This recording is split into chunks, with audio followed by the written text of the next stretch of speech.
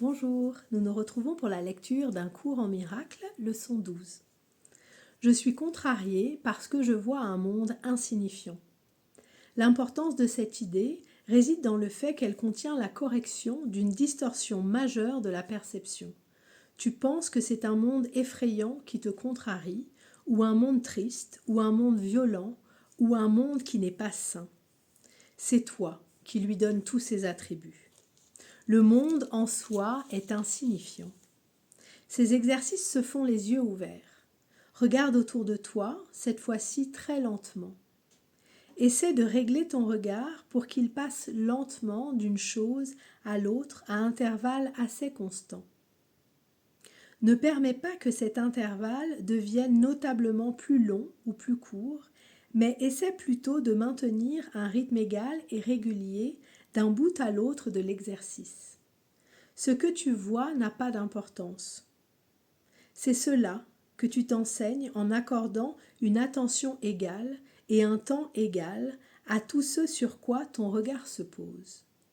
C'est une étape initiale pour apprendre à accorder à toute chose une valeur égale. En regardant autour de toi, dis-toi : je pense que je vois un monde apeurant, un monde dangereux, un monde hostile, un monde triste, un monde méchant, un monde fou.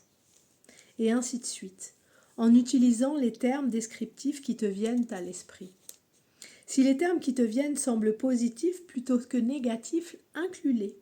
Par exemple, tu pourrais penser à un monde bon ou à un monde satisfaisant. Si de tels termes te viennent à l'esprit, utilise-les avec les autres.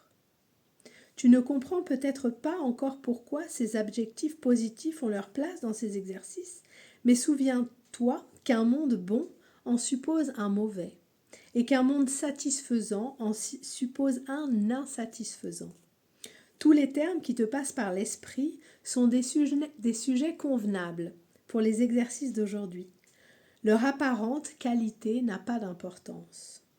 Assure-toi que les intervalles de temps restent les mêmes, que tu appliques l'idée à ce que tu penses agréable ou à ce que tu penses désagréable.